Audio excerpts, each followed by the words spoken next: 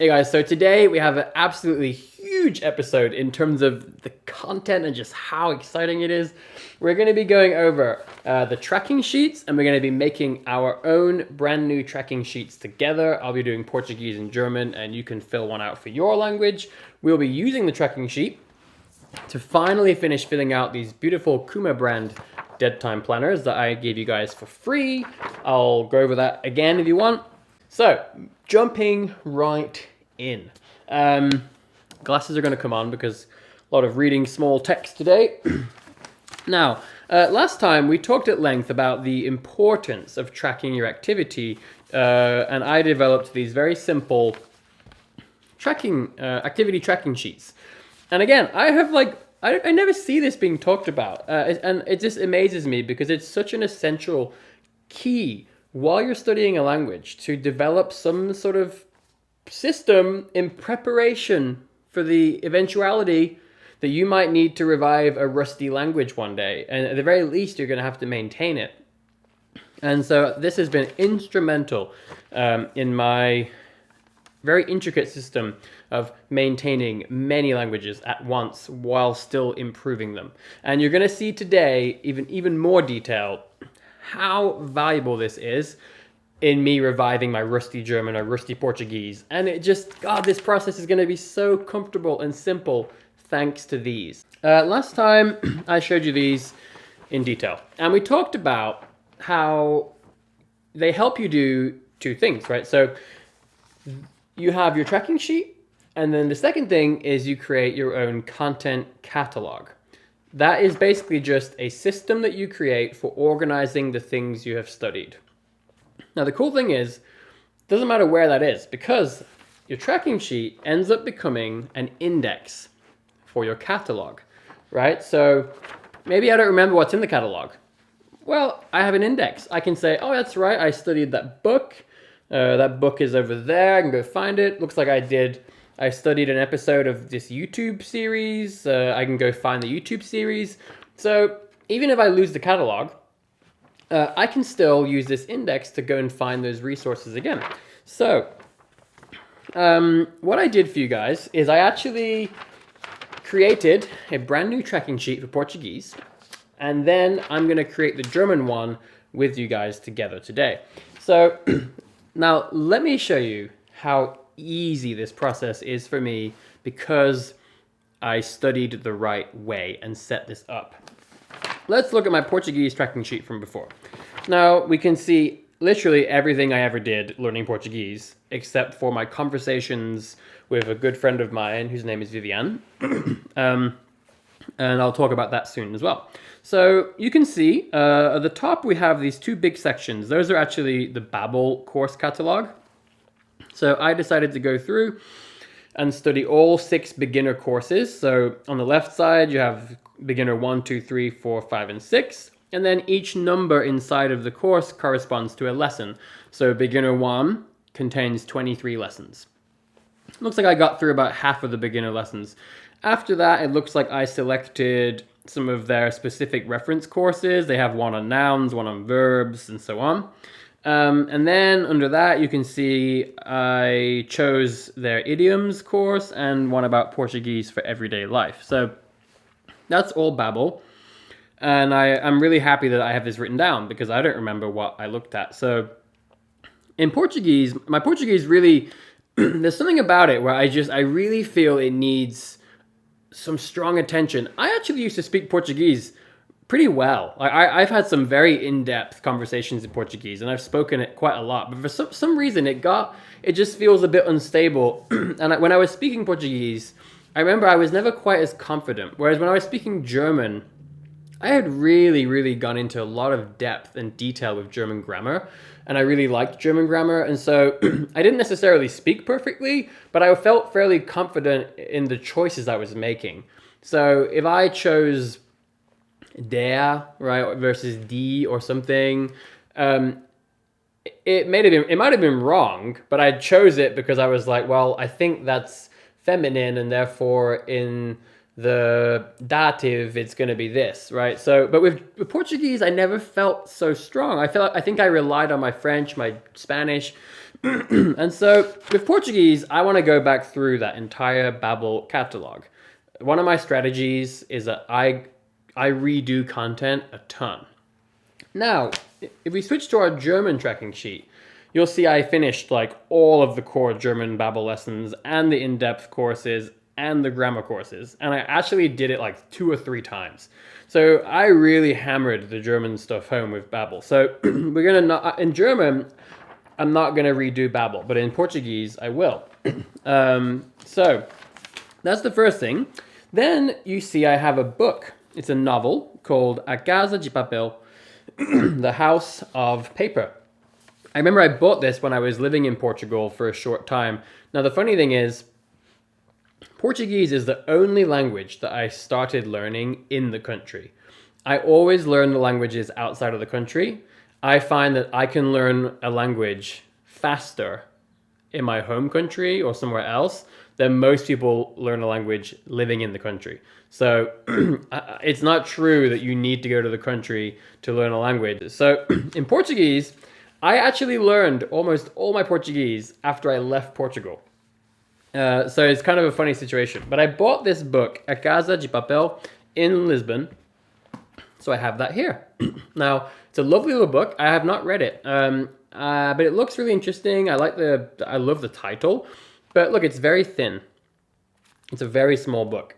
Compared to something like Män som hatar kvinnor in Swedish, this is the girl with a dragon tattoo.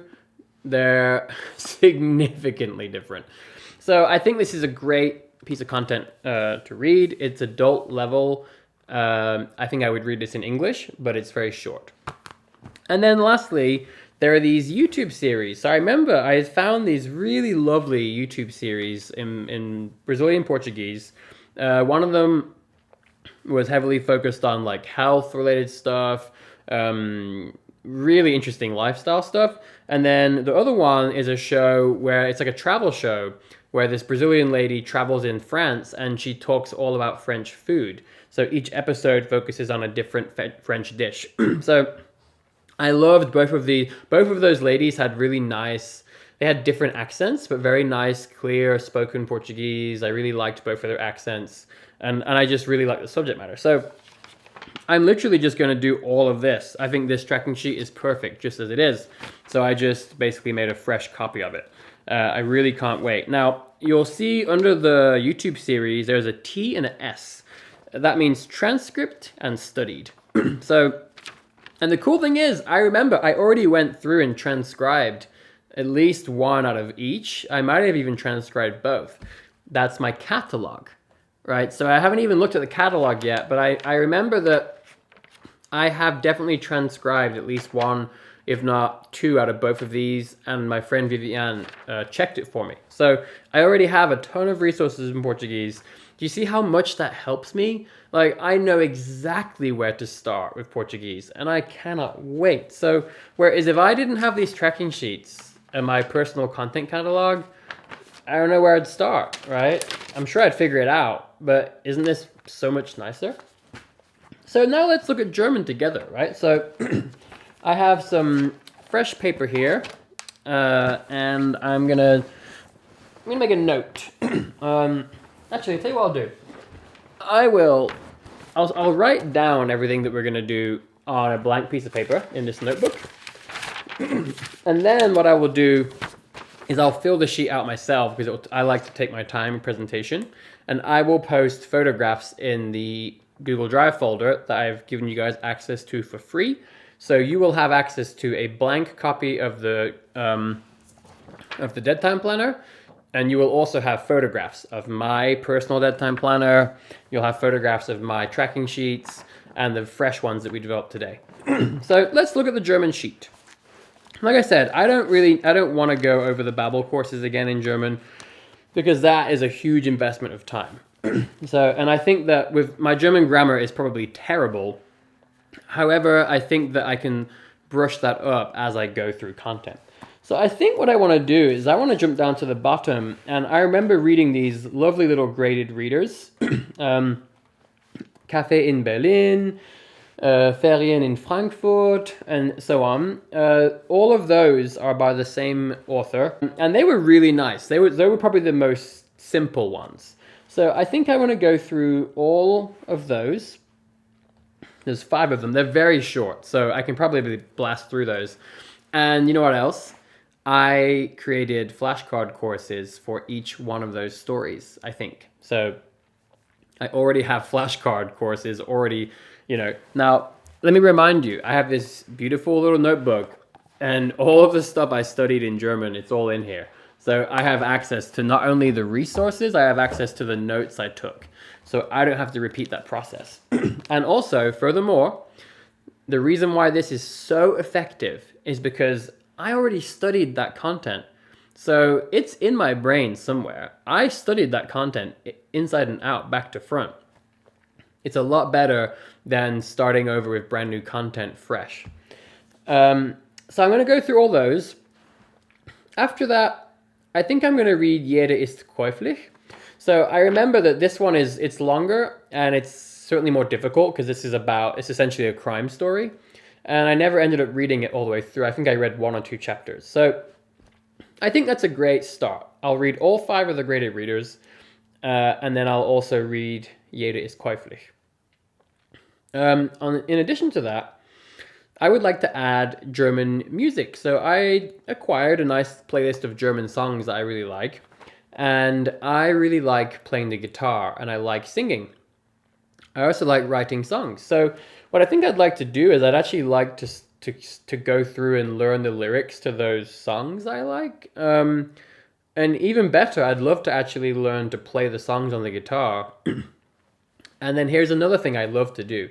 I actually like to write my own songs in foreign languages.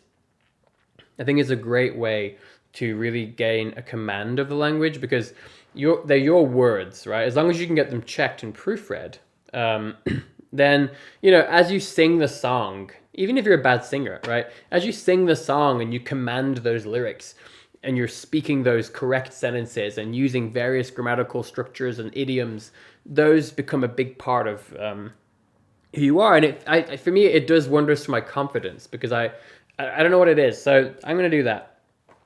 And then lastly, something that's not on here, but I have it saved. I studied a YouTube series called Easy German, and that did wonders for my German. What I did is I went through and I picked out like 10 episodes in the beginning, and then as I continued, I picked out more. I picked out like 10 or 15 episodes that looked interesting to me. Some of them were kind of philosophical. What is the meaning of life? How do you define work? And some of them were political. What do Germans think of the EU? I went through and I ripped those apart, right? In this notebook, I ripped out every word, phrase, idiom, sentence I could find. And what you'll notice if you look at this notebook is that there are actually very few single words. Most of what is in here are phrases, right? They're phrases, they're idioms, they're simple constructions. At the very least, like I try to include the preposition or phrasal verbs. I rarely write down just one word. I try to write it in its context. So oh my God, that is an amazing technique. And I actually made a whole video all about how to go from low to high advanced in a foreign language, where I showed you guys the entire process. So check that out. So I have a flashcard course on Memrise that I made, and it has like 700 or 800 entries, I think. And it is solid gold. And I went through that in such great detail. I'm telling you, it helped my German massively. So all I have to do is download the audio for all those episodes, put it in a playlist, get my flashcard courses ready, and I have to just listen to them again. If I listen to those episodes again from and I study all the vocab again like before, God, I'm going to have thousands of thousands of German words, structures, sentences, idioms just pouring back into my memory. And I'm hoping that the nostalgia of the times when I studied that, when I lived in Germany, combined with just, I just think it's going to be so exciting and such a wonderful experience just seeing my German get back to where it was. And then as far as I'm concerned, I've had enough. This is like the second or third time I've had to revive my German. I want to smash through the barrier. By the end of the year, I want my German to be in a place where I can speak very well, very confidently, and I want it to be where my Italian and my Spanish is, at least. Where even if I go away from it again in the future, it won't atrophy very much. So that's the plan. So I'm going to go away now, and I'm going to fill out the German tracking sheet. And like I said, I will put both of those in the share drive. And then I guess it's going to have to be a new episode. I'm sorry these are long, but I'm trying to just pour all of my knowledge and advice into you guys and this series. So the next episode, we will finally fill out the dead time planner. And after that, it's go time. We will dive into the journey of reviving 8 major languages and improving them all the while.